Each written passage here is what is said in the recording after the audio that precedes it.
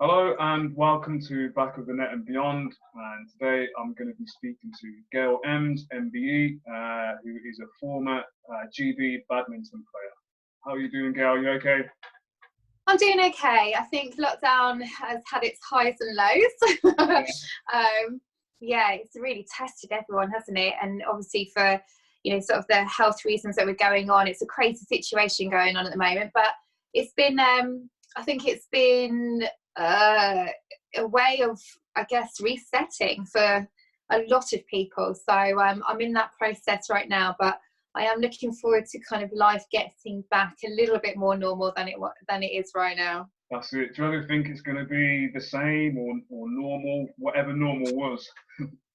I know, exactly, because I sort of studied science at uni and stuff, so I kind of know a bit about it, and I'm following the science as best I can.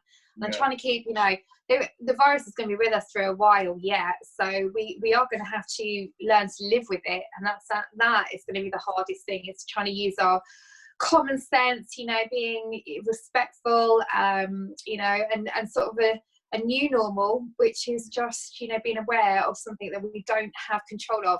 And I think that's what's really hard for people to understand. And we're so used to these fix things. Yeah. And we got a vaccine and stuff like that. And now it's like, it's we're testing time for a lot of people, but if we all pull together and we all sort of use this, we should be all right. We'll get there. It'll be okay. I'm being positive. That's it. I always say you've got to be positive. I think, like you said, you touched on, it's just about adapting. I think a lot of people have done that. We've kind of realised that certain things that we were kind of pent up about or reliant upon, we probably don't even need to use them going forward. Exactly. Yeah, but we'll see. Obviously, things are kind of, I think they're easing up now in terms of lockdown. So going forward, I think we'll be fine anyway, just about being positive, I suppose. Yeah, it'll be okay. Yeah. Let's be positive. Yeah, definitely. So if you want to tell us then a little bit about kind of what you're currently doing at the moment. Well, I was pre-lockdown. So pre-lockdown, I was doing I was doing a variety of stuff. So actually, I like doing lots of different things. So I was doing lots of motivational speaking, going into schools, going into businesses and doing that stuff, and using the whole sport to business analogies and what people can learn from that. I love doing that. I love letting people inside that sporting bubble, when it's really like, because sport is a privilege, it's an honor, but it's very, very unique, and there are some great messages that we can take from sport into business. So I love doing that, and I was also doing lots of hosting as well, so sort of standing on stage going, "Good evening, ladies and gentlemen, and welcome to," I was just kind of like dressing up. I think that was what it was. But I'm also loving the mentoring side as well. So I'm a qualified business coach.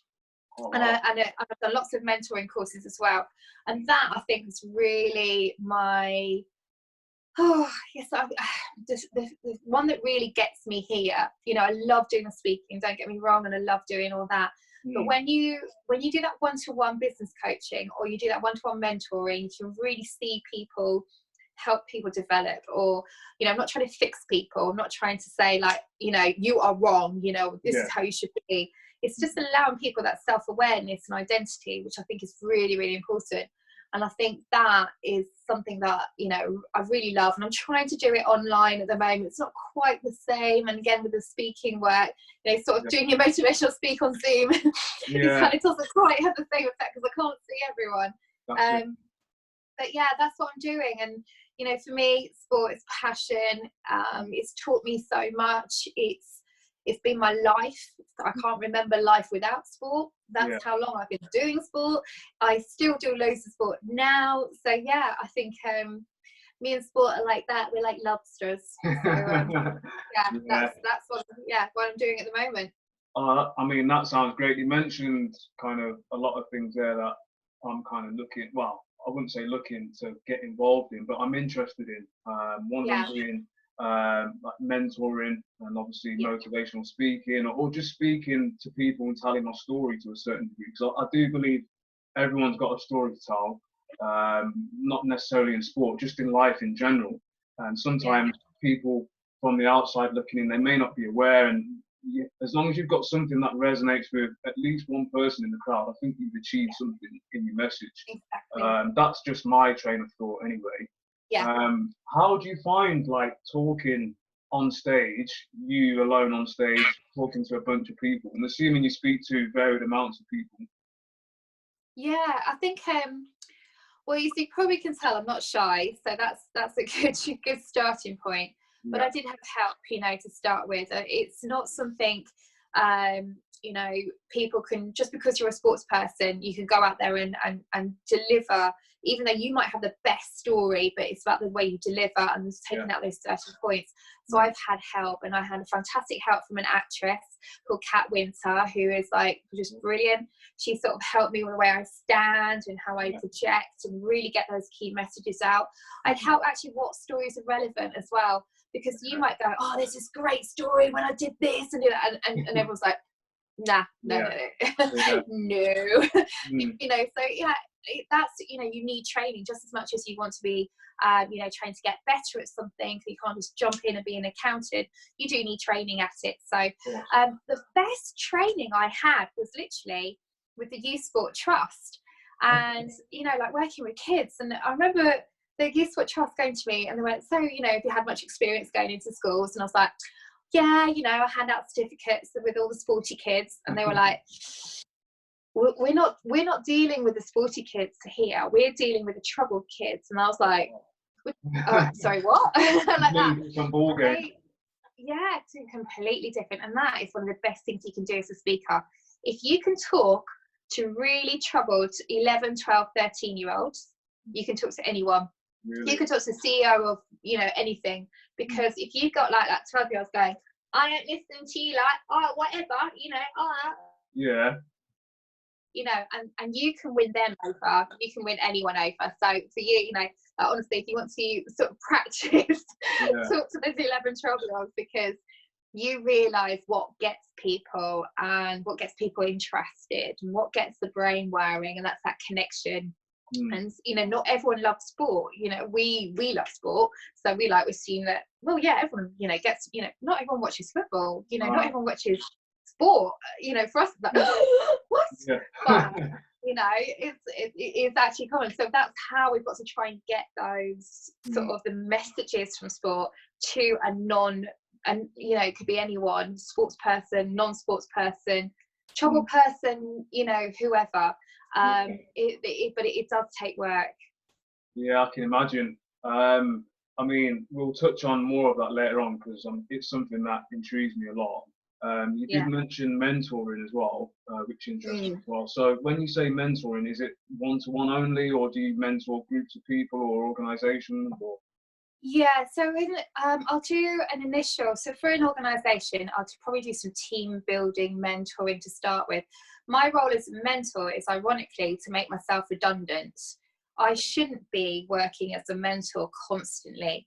My role is to try and help everyone mentor each other, to introduce the concept of mentoring, because if I always feel, and I don't know how you feel about this, but if you're kind of relying on someone, what do I do? What do I think? What do I have? You're not creating the tools. You need to.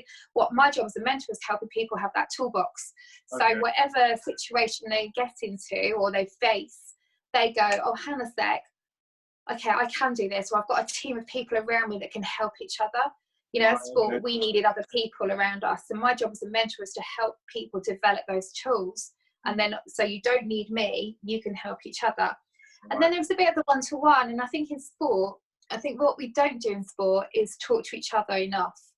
So well, it doesn't matter what sport it is, that I know, and I know that you know exactly what it's like to be on that pitch or that court, that adrenaline, the feeling of when you've lost and you feel shit, the feeling of that high when everything's gone amazing, that flow, you know it and I know it. And I don't think sports people talk enough. And I don't think we, just even say, hi, how are you doing? Yeah, definitely. Yeah. And I think that is really important. True. I mean, to touch on that, sometimes when you walk in the dressing room, it's like a generic hello, morning, and you're not really interested in terms of like what comes after that. Like, how you doing? You're right. And then you're gone. It's not, are you all right? And I'm intrigued. Like, I really want to know if you're all right. It's just a passing comment. And after games, like you said, you may have had a bad game or a bad experience, and then you walk off and everyone's like unhappy, whatever, and manager has a go and whatever else, but then you go home, you still think about it, but then no one really talks and says, oh, like, I don't agree with that. Sometimes it happens, but probably not enough, or not in greater depth. Yeah, and even, you know, even just picking up the phone to someone completely not even involved in your sport. You know, I've learned so much from other sports people, from other sports. It was just brilliant. And it's kind of nice sometimes you don't want to talk about something that's happened in your sport or your team that you think that might, you know, you feel a bit, or someone might use it against me. You know, as sports people, we there's that fear and trust. You know, do we trust everyone? You know, there's that fear because everyone's trying to get your place, and it is that little bit sometimes.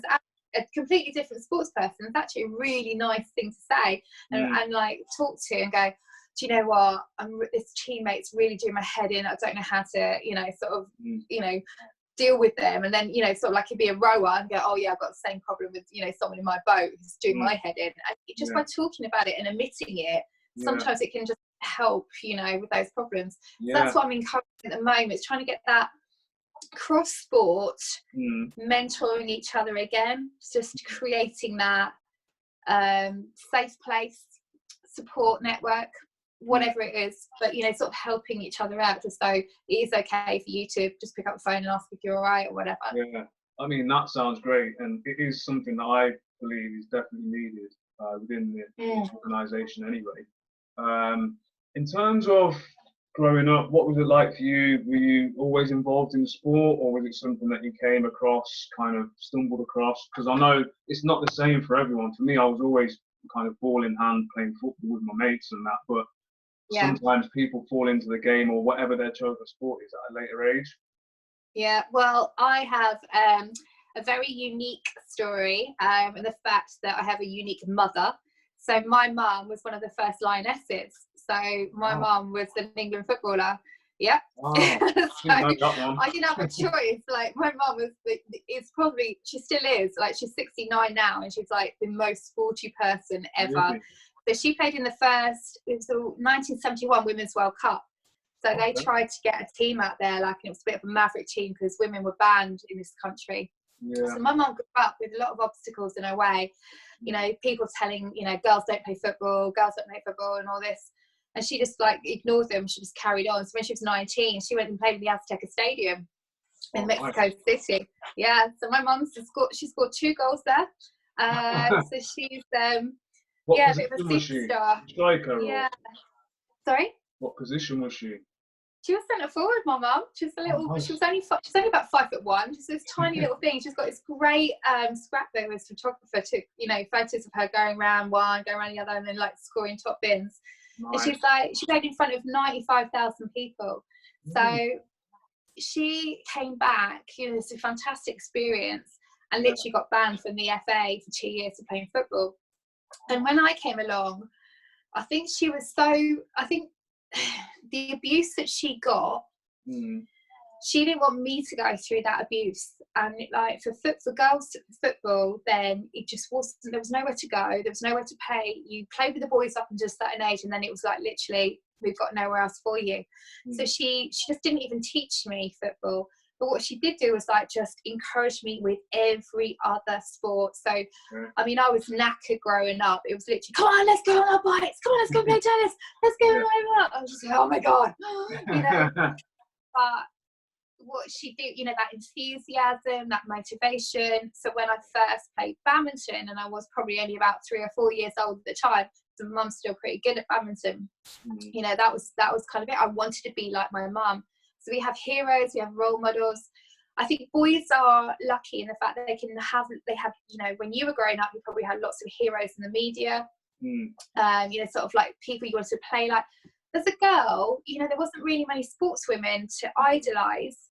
You know, there was no one for me to sort of like, was on the TV a lot, but I did have my mum. So that kind of kept me involved in sport because I wanted to be like my mum. So yeah, that's why, again, you know, encouraging role models, and you know, we to remember who our role models were, to remember that we're also role models, and what an amazing effect we can have on not just young people, so not just like our kids or nephews and nieces, but actually to our peers, to our friends to, you know, other family members. We can still be role models at any age, at any time in our life. Cool. Because we need it. We need role models. We need people. We need inspirational stories. We need that. Do you know what? They did it, so I can do it. Yeah, and especially with that, with the emotion connection as well. If we lose that, then, you know, that's why I like when we have the role model sports people, hearing their stories, like, you know, what you're doing now, you know, finding more about the story. These are the key things that we need. Yeah, that's it. I mean, I 100% agree with what you're saying there.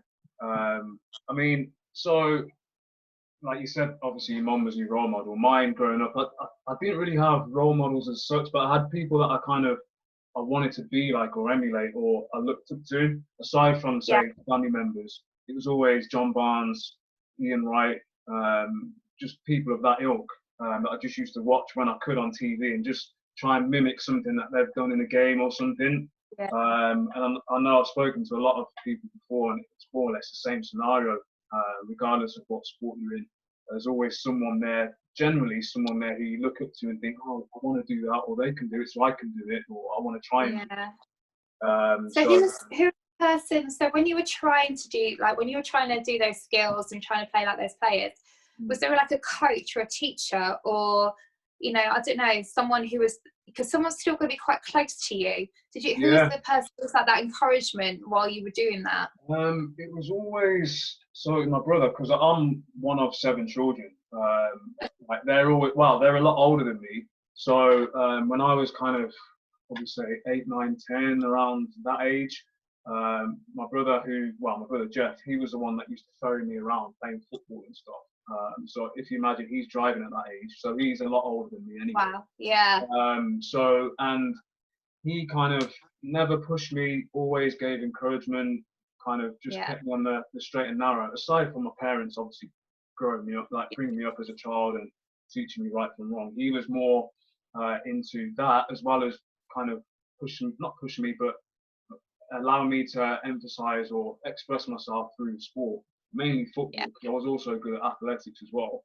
And then someone who was close to the family, slightly younger than my brother, he used to always come round, I think it was every Sunday, because we'd go to church as a family, and then he'd also be there as well. And then after church, he'd come to us for food and stuff, and then we'd go and play.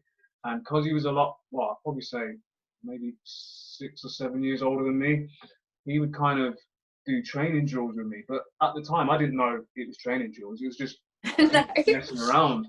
And I always remember he'd try and get me to use my right foot, and to this day I just use my right foot standing on.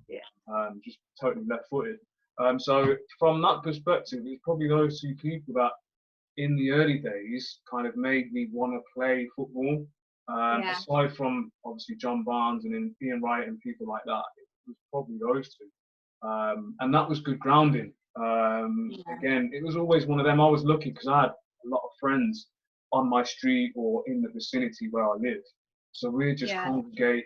It's not like now. You used to just go and knock on someone's door and come out and play and stuff, and be out until like nighttime, whatever else. So we were always playing football and things, and I was always playing against older kids. I was always really fast, so they'd try and kick me but couldn't catch me, and all those things. That stayed with me until I made it as a professional footballer. And I used to still get kicked when I was playing, but I never got injured through someone, say, kicking me or trying to foul me. And I still, to this day, believe it was because I was always playing with kids who are a lot bigger than me. I'm only 5'7" now, and some of them were like 6 foot 14.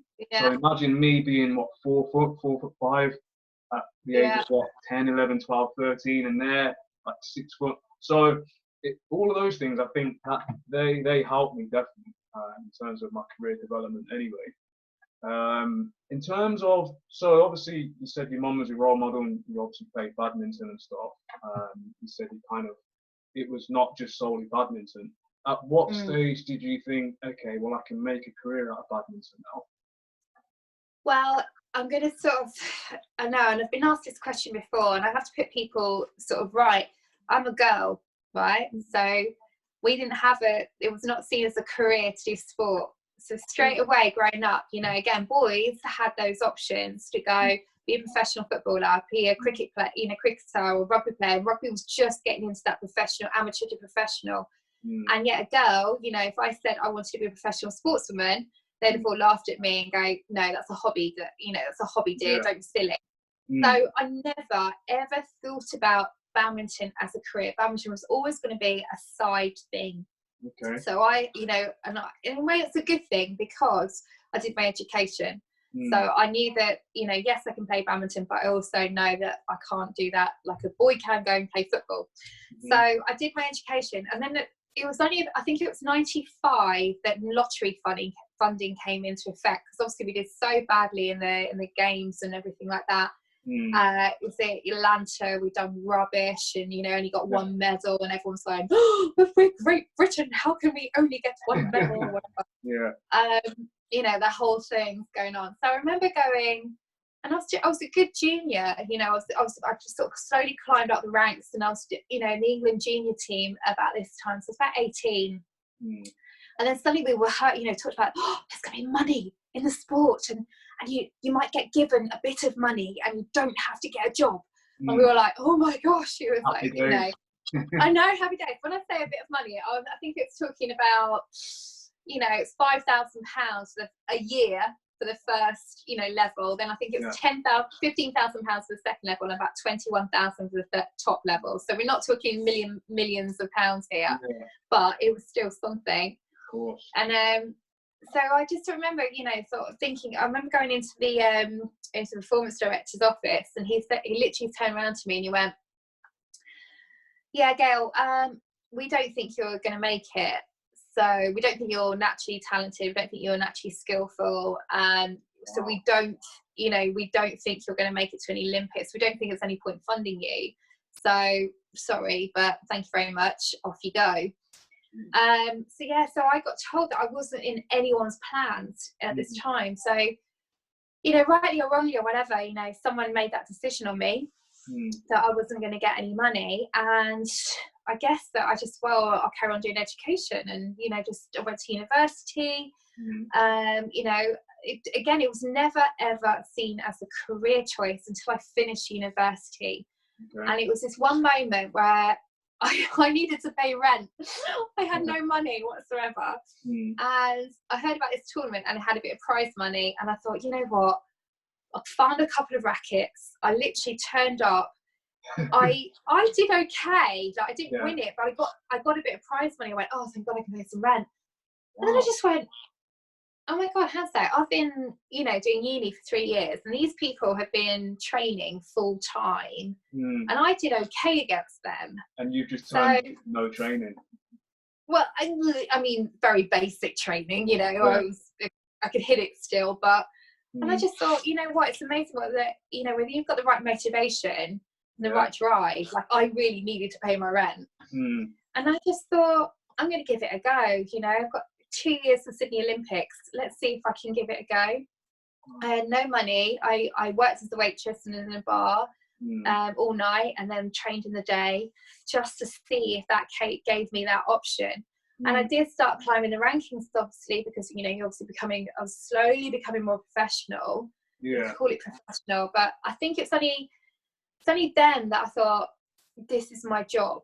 I want to see if I can make it as a badminton player. I was 21 at the time, 21, 22, trying to make it to Sydney Olympics. So that was the first time. Yeah. Wow, that's crazy, because normally, I mean, I've obviously heard stories like this before, but normally it's a case of, well, I was always doing this, and then I had a choice of X, Y, and Z, and I chose this, and it worked out. But you kind of went in like the back doorway. How did it feel? Like, obviously, you managed to pay your rent, and that was your motivation. You achieved that. But how did it feel like when you turned up and you thought, okay, well, these guys have been training for however long, and you've kind of you just touched base with the training, you haven't really been serious about it, and then you held your own within the tournament. You must have walked away feeling like amazing. It's weird, isn't it? I think on reflection, and I've, like I said, done a lot of this kind of work, and I think you can look back and you can realise what motivates you in life. And I like I say, I've played against boys my whole life. You know, always going, oh, I'm not playing against her, she's a girl, she's gonna be rubbish. And I've gone, come on then, you know, that kind of attitude. And that, I think, is how I felt afterwards. I didn't really, at the time I was like, oh, thank God I can pay the rent. And then I just thought, come on then, let's show you lot, you know, that's what it was. And you're right, and I think you can't put a price on that attitude. And you know, you probably have met loads of sports people as well, they've gone different routes into sport. There's no, and I am a really anti-pathway person. I don't believe that every athlete can go on this lovely line like this to because life doesn't happen like that. And I'm not a tick box person either. I don't like the way that if they can't do this skill, therefore they will not make it. I hate that. I do not like that. And I hate it. It's happened to my son in football. It's happened to me. If there was a pathway, you know, I'd have been chucked off the pathway so many times. I hold the racket wrong. I can't do many shots in badminton. Yeah, you know, and that's what infuriates me. You know, it's horrible because everyone develops differently and everyone's got different motivations, and sometimes it doesn't click until later on in life. You know, I mean, didn't click for me. I missed out on Sydney in the end. I missed out by one place. That's when it clicked. I was 23 years old. That's when it clicked, and suddenly I went from here to there because I missed out. So you need these like motivations and stuff to happen to kind of go, now I get it. Now I know it. But you can't do that. You've got to go on this line. No, you need to go up here, down there, around there. Woo! Exactly. You know, all of that. And I always say, I mean, there's nothing wrong with like following the line, and if that happens to you, great. But it's not always going to be like that. And obviously, there's loads of people that can vouch for that as well. And you mentioned about like the tick box scenario, and I reckon that 100% happens in sport a lot. I've seen it happen. But I reckon, well, I know for a fact it also happens outside of sport, and I'm seeing it now since I've retired, and I've seen it more and more when I've kind of spoken to different people, and it's kind of, well, you haven't got this on your CV, or you haven't been to uni, and it's like, it doesn't matter. It just, so you're telling me I need to go to uni to do like something. Surely, I'm not saying you can, I don't agree with faking it until you make it, but you can obviously learn on the job. And sometimes you have to see that, and it's like see past someone's CV to a certain degree and see the person. I'm the type of person, in terms of my personality, although I am like quite academic, but my GCSEs and that won't show that. But I'm more of a person where once my foot's in the door, then you'll see me and you'll resonate more with me, rather than, say, if I send someone an email, although it'll be grammatically correct and everything will be in there in order, for me to sell myself that way, you probably think, well, I'm not sure about that. And you probably go to someone who's got the qualifications on paper just because it's a safety net for that person. So it just, and then again, in teaching, I always say this about the school system as well, aside from the general school protocol and whatever else, you've got one teacher teaching, 15 to 30 kids. So you're telling me that all those kids have the same way of learning? I'm not talking about ability, I'm talking about how someone receives information. Because some people are visual learners, some people are happy to have information on paper. So I've seen it again. I've seen kids get written off in my classes when I was at school, just because they would sit there and not say anything, or just be naughty or tapping away at the desk. And the teacher gets angry. But then I see them kids now, and they've grown up 15, 20 years later, and they've got their own business. I know. It's just, I love that type of story, because it's like, okay, well, you were the naughty kid or the kid that kind of got written off, and then now you've got your own business with people that you're employing and whatever else. So I know, so with you, and same sport, you can't coach everyone the same. And actually, the one good thing about my sport compared to your sport is that if I beat you, I'm therefore better. What I could never quite understand in a team sport, something like football, that if your team changed coaches or managers and that person didn't like you, you were out. And that I can't cope with. And I don't know how you guys deal with that, because you know, even though that in my head doesn't make any sense, because at least I know I've got a ranking system where I know that I am better than that person, so you have to pick me. But you guys, that the switching and changing of managers and coaches, and if you're not in favour for no reason other than being you, it makes me feel ill. You need a thick skin. Yeah, you need a thick skin in sport anyway. But in terms of that, I can relate to that because it happened to me a few times where I'm playing under one manager, playing really well, but the results don't show how well we're doing on the pitch. The manager gets the sack, but before that, you've got wind of another manager coming in maybe. So it's paper talk and Chinese whispers. And that manager, his style of play or her style of play doesn't suit you.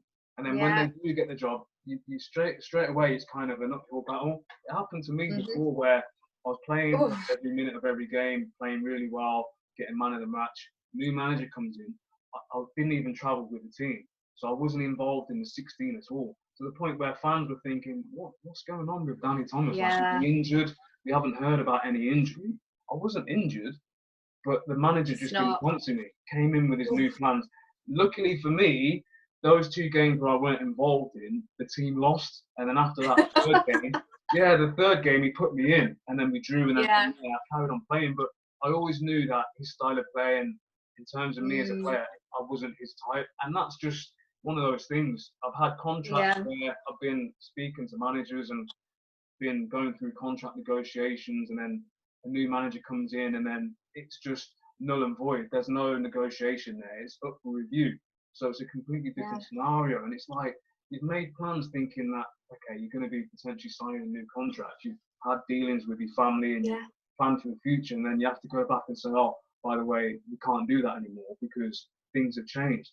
And it's within the blink of an eye. So it's something you get used to at an early age within football. I mean, I can only relate to football because I've been but then it's that, and I always think about, whether it's in sport or in, if I've had coaches where I've worked really well with, and I've had coaches that I clash with, and that emotional intelligence to be a manager or coach, to be able to get the best out of everyone, even if you don't like that person, but to be able to still get them to get the best out of them. So you've got these maverick characters, like sort of like Kevin Peterson, for instance, or Danny Cipriani in rugby, those maverick characters, and yet how they create, they have this magic. And I played mixed doubles with one. Nathan Robinson was very much like those characters, and it's really interesting. The best coaches accepted their characters and allowed them, but with boundaries that they could sort of push, but they didn't go over. And it is worth, and you'll know it, there are people that you just connect with, and how to keep that connection really well. So that then translates onto a pitch. You have that great dynamic in the team, everyone's happy. I always say a happy athlete plays the best. If they are happy and feel true to themselves, they are who they want to be on that pitch, they will be the best players. So having a manager or a coach who really get, whether they like you or not, or whether you disagree on the latest film or whatever, doesn't matter. If they know, you're happy, that's the best way. That's the key. And I don't think enough of them do that enough. I think they're all about the results and the stats and everything like that. And sometimes all it is just like that connection with each player. That's it. We have to do. 100% agree with that one. So for the average layman out there, they may not know you've obviously competed in the Olympics, Commonwealth Games, European Championships. What was it like in those tournaments? Because I know you picked up loads of medals, gold, silvers and bronzes. How did that make you feel? What was it like being in that environment with the world's best and obviously pitting those people? Well, I think, any sort of European Championships or World Championships in badminton, it's just badminton. The big ones are when you go to, it's a multi-sport event. So for me, obviously going to an Olympic Games, because you grow up watching it as a kid, we've all got an Olympic moment. Mine was Sally Gunnar in the 92 Olympics. So we've all had these moments we've just gone, oh my God, the Olympics is amazing. So when you're there and you're wearing that tracksuit and you're walking around and you see the other stars, that's what really hits you. So I think in Athens, my teammate, my flatmate was Amir Khan, for instance. Beijing, I sat next to Messi, you know, just sort of having breakfast with Messi. You see Usain Bolt walking past, and you know, Nadal, Federer, and you're like, all right, how's it going? You know. Did you get to speak to like Messi then, or not? I think, well, I'm not a morning person, okay? So I was having breakfast, and then Nathan was going like that to me, and I was going, oh, I'm just eating my cereal. I remember knowing that I was sitting next to Argentina, and I remember going like that to people, you know, good luck, and you know, sort of broken sort of like sign language. It's only afterwards that I realised who I was sat next to. So sorry. But it's a camaraderie, because we're all the same. It's like this big equalizer. Doesn't matter what sport you are. If you are Usain Bolt, or if you are Nadal, or if you're Gail Emms, it doesn't matter.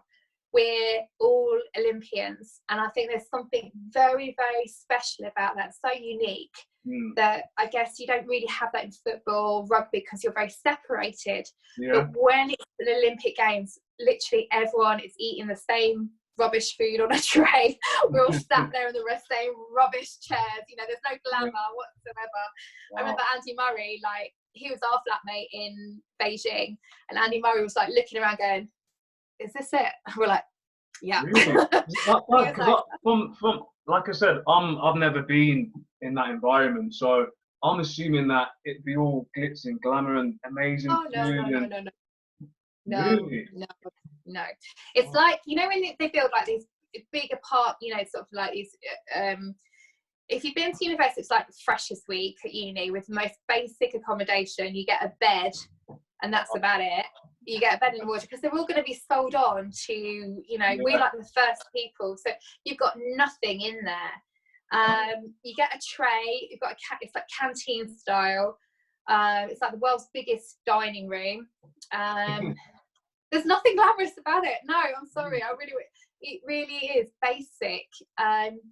You don't care. The only thing that I think was the problem was that obviously the basketball players are 7 foot tall, and the beds aren't long enough. So I think they had to have special beds brought in. It's like a big circus, because you've got all these different shapes and sizes. Like you've got these massive weightlifters and these really tiny gymnasts, and you've got this really tall. But it is this weird circus of every colour, every size of person possible. So it is a really funny spectacle, actually. We must look all really weird. Like, I can imagine. So then, obviously, touching back on like the surroundings, and you said it was just basic. Do you reckon that would like hinder anyone's performance? No. No. No, I think you would have to be. The only thing that would be like particular is obviously the beds for the basketball players. I think you know, if you've got to be, if you're really that much of a diva, you know, and you really need your, I don't know, your air quality and, you know, the best duvets in the world, then you know what, you know, all of us lot will be like, see you, mate. You know, if you think you're better than us, it's really funny how you might be like that in your own sport, but it's weird how when you get together, you know, everyone's got the same. It's quite weird. Like you just sort of go, it's like being like, it's a really, you can't be a diva, because you'll get found out. You have to be humble, basically, because obviously you follow suit, so everyone's behaving in a certain way. So I'm assuming you like sheep to a certain degree. You don't want to stand out, do you? No, because you will get people. It's weird because you will get, oh look, who do they think they are? You know, remember there's 10,000 athletes. You know, word gets out who's been the diva. I can imagine. And word travels fast anyway in sport. So, okay. So then, obviously, talk to me about your medals then, because it's not gold medals massive. Any medal, bronze, silver, they're all massive, and I know you've got loads. So, what was it like getting your first one? Were they all? How did you feel the same receiving your last one the same way like when you received your first one? Or? No, it feels like every medal was a job, and that sounds really weird to say that, but it was my job to get medals. I was being funded to get those medals, and I trained to get those medals. So when I got those medals, it felt that I was right, job done. Okay. The silver Olympic one was the starting point. And that's why the one I look at, and it probably means more to me for a lot of reasons. We were very, very close to winning the gold medal. We were 3 points away from the gold. And I stood on that podium and I felt like crap. I hated being on that podium because I wanted to be gold. Right. I stood on that podium and I knew I could be better. And again, as an athlete, you know those feelings. You know when you've done okay, you know when you've done good, but you know when you can get better.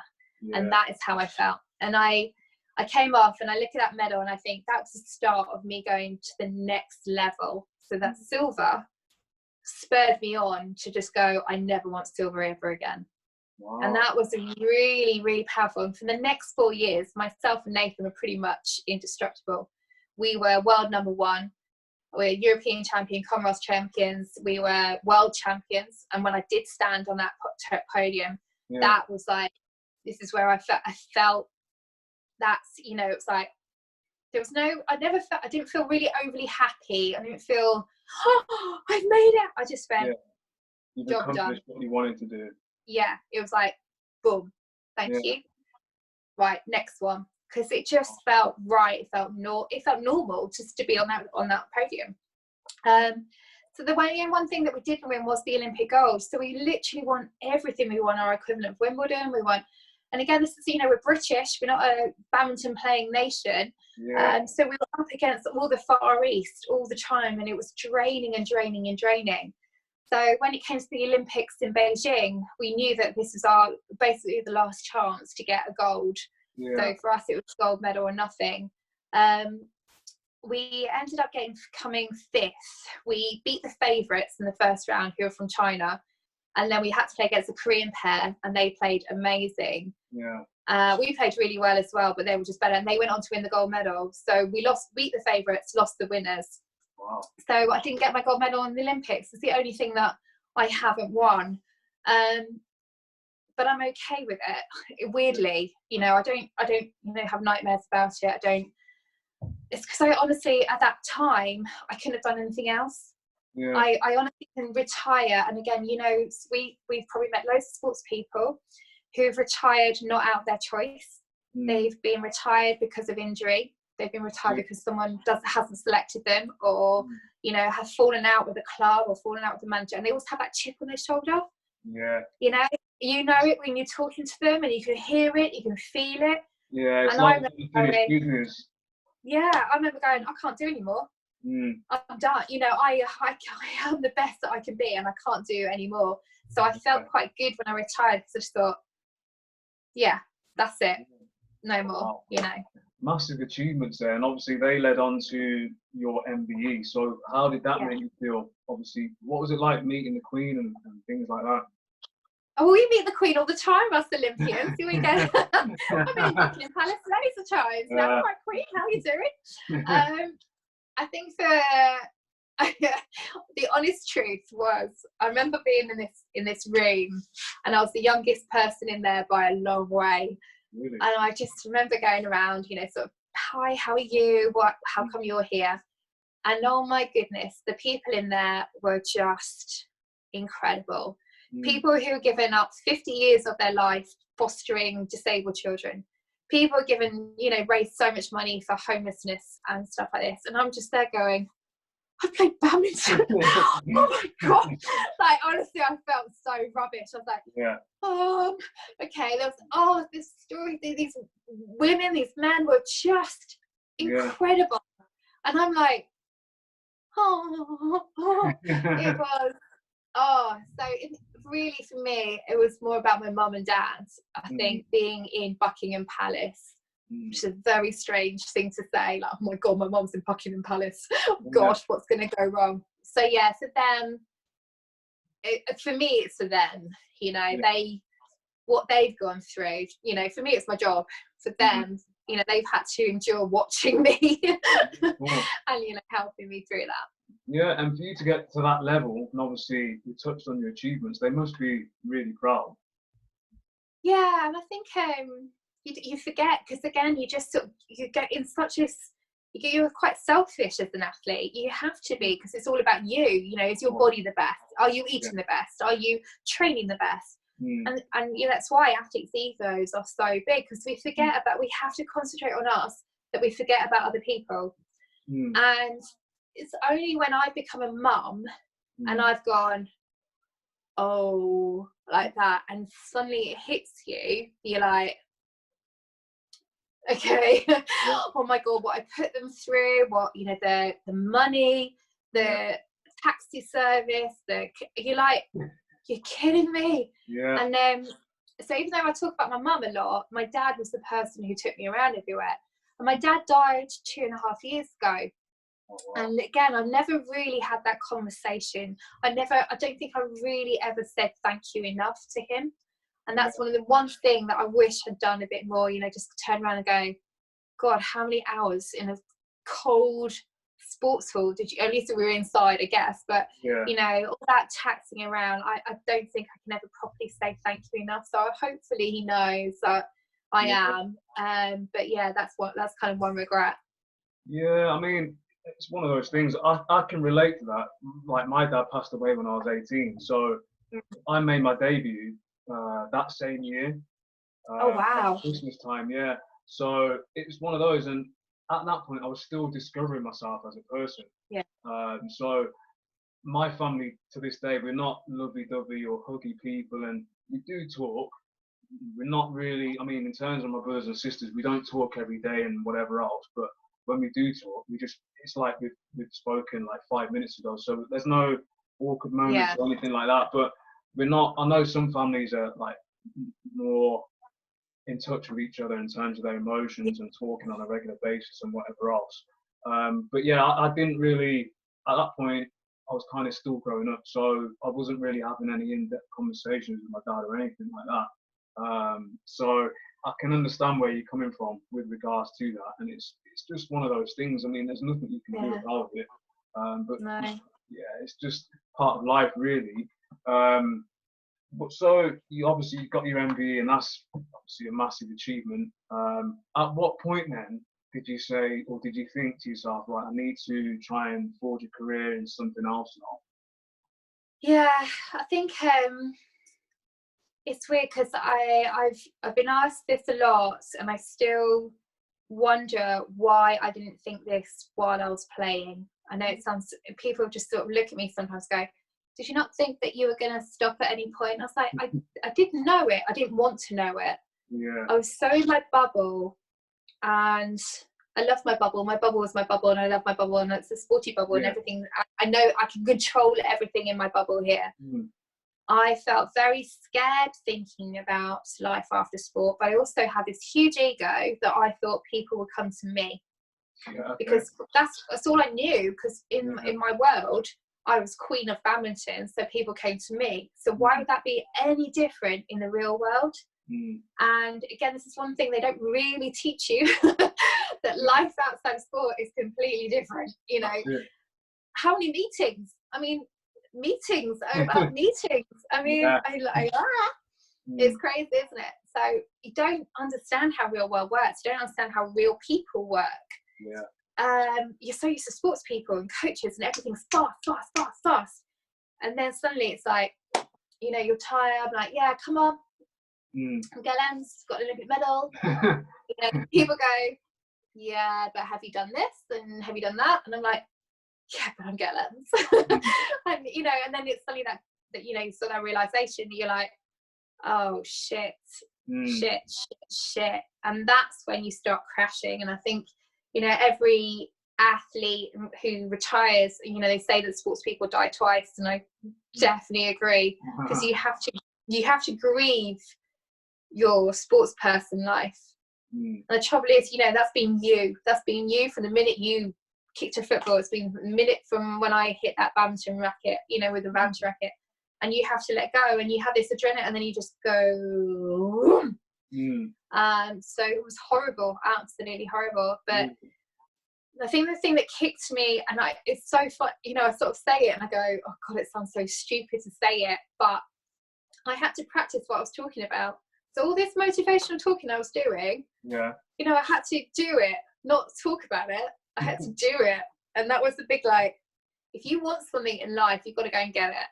So there's me talking to all these kids going, come on guys, don't let other people determine you. And I'm like going, I really should start doing this myself. I know what you mean.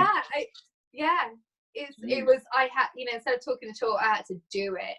Okay. And that is actually it was a really hard process, not as easy as I thought it would be actually. So I mean, I always say the best way for me to learn stuff is by actually doing it. So you can tell me something to do on the computer or a new system that we've got at work, and you can show me all day and I'll understand it. But until I actually do it and make my own mistakes, I'll probably never learn. That's just me personally. But I try and take that forward into anything. So if I'm gonna, I don't know, train to, I don't know, run 3 miles or something, whatever it may be, I need to do it. No point reading books about it and someone telling me, I just need to do it. So yeah, and you said you went to uni. So what were you studying at uni, and then did that help you transition into what you're doing now, or was it completely different? No, I did sports science at uni, and I think at the back of my mind, if things had not gone as well in sport, I wanted to use that to go into physiotherapy. So I wanted to be a physiotherapist.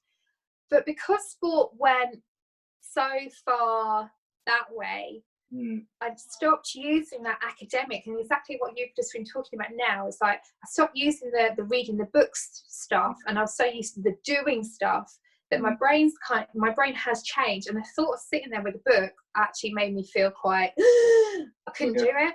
Okay. So that's why I was like, you know what, and I know I wanted to do it, but I've changed, and I'm not that same person anymore. So yes, it could have if I was still that person then, but I wasn't. So that's what and it did confuse me a lot, because you do assume that you're going to go, you know, that's what you're going to do.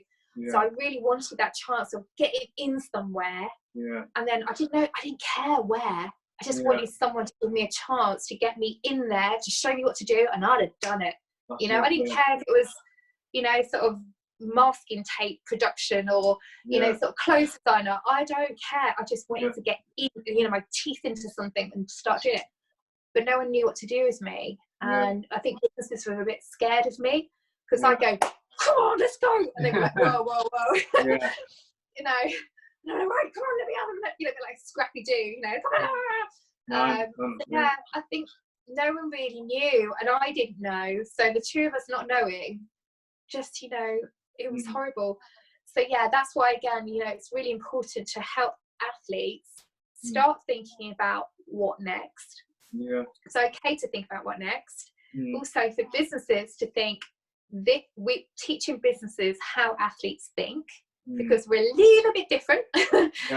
So it's not to say we're better or worse than anyone else, but we are a little bit different, and we might need a little bit more molding and gelling, but it's not to say that we can't do something. So it's kind of like that education kind of piece with both of them.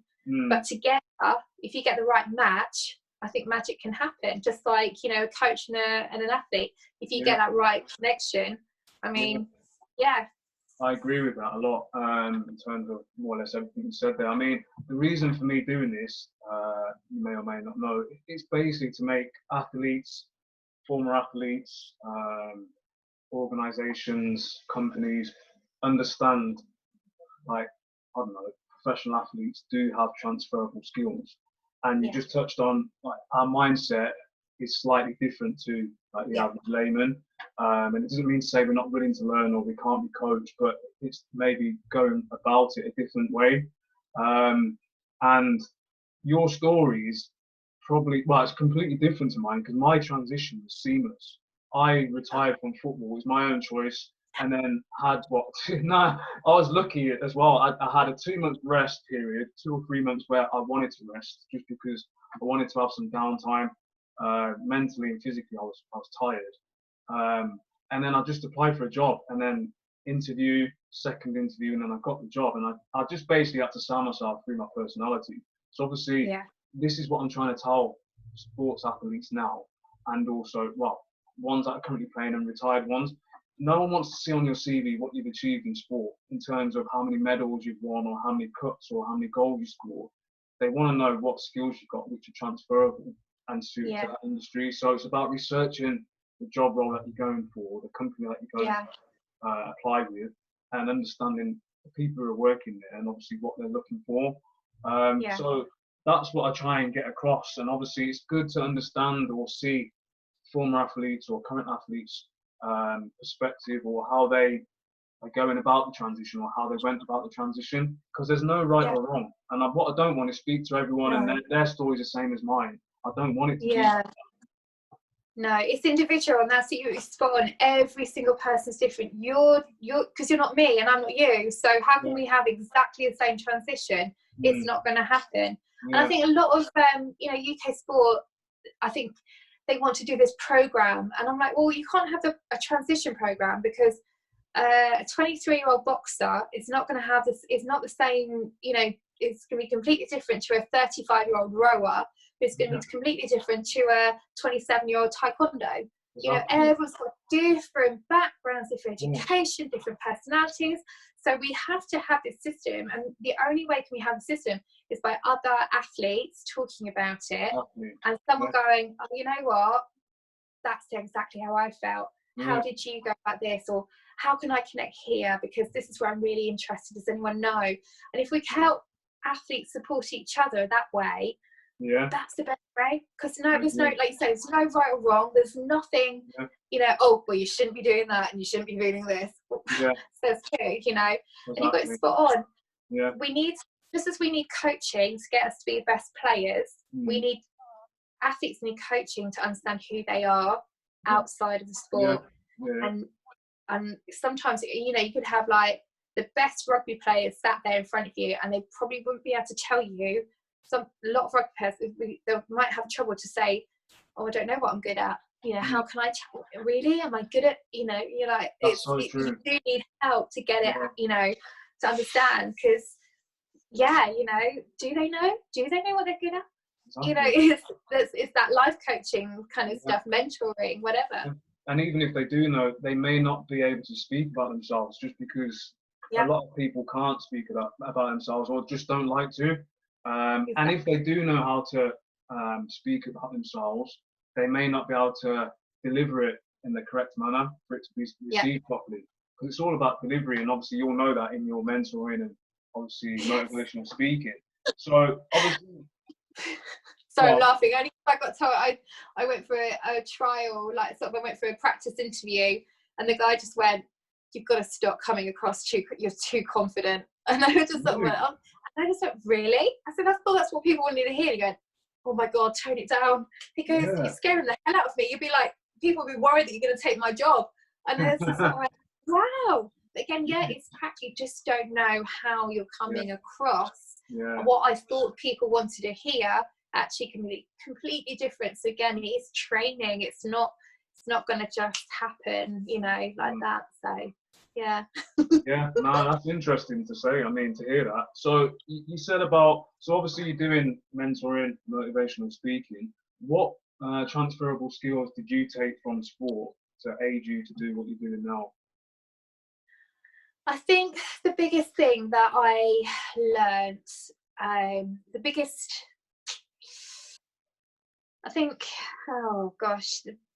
reflection and feedback. I think, we get that constantly. We took it for granted in sport. We get feedback all the time, whether it's a win, a loss, stats, coaching, sort of a partnership, or your teammates. We are constantly getting feedback about performance.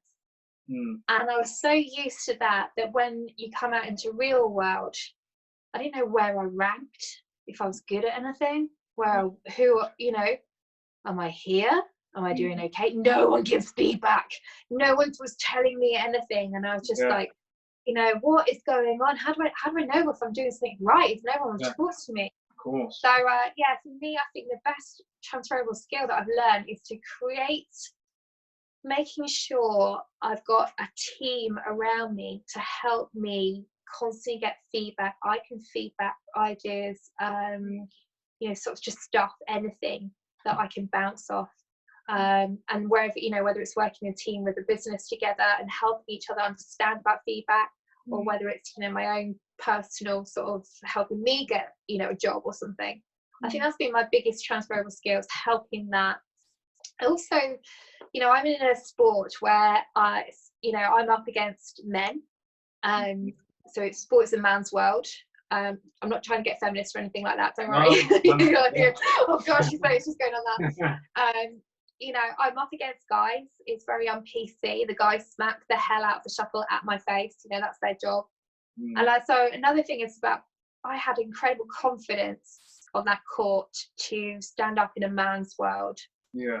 So again, those sort of transferable skills to help women who are very much in a man's world, whether it's construction or engineering or stuff like that, help them have the confidence. You don't have to be like a man to help them to be themselves. Just be you. You know, have the confidence to be everyone. Yeah. Because that's what I got taught, and those are the skills that again I've taken from sport. That if you are truly you and trust yourself, trust that journey, trust your training, you will achieve. So yeah, that's also what I've taken from sport. That's it's good to know, and that's great information. I mean, I think that's amazing advice anyway. I do resonate with a lot that you've said throughout the conversation. Where can people find you now in terms of bookings or anything that you currently got in the horizon? Hiding in a little hole. So yeah, I'm lucky in the fact I've got a unique name. So Gail Emms. I don't think there's any other Gail Emmses out there. So I'm on LinkedIn, Twitter, and Instagram. So if anyone wants to get in contact with me, just head to one of those and you'll find me. I'm pretty much answer everyone, you know, as long as they're nice and lovely and polite on there. And if there's anything, you know, whether it's the speaking or working with confidence or business coaching, you know, that's, yeah, I'm happy to help. And the same with you, you know, let's chat more about the speaking work and see if we can get you like getting your story really out there as well, because like you said, it's everyone's got a great story. So the more we get that inspiration out there, you'll inspire so many people. So yeah. Brilliant. Yeah, I'll definitely I'll be hitting you up about some hints and tips going forward. Yeah, so I mean, all I can say is I really enjoyed speaking to you today. Thanks for your time, and hopefully catch up soon. Yes, definitely. Thank you for asking me. So, no problem. Thank you. Bye. Thanks. Bye.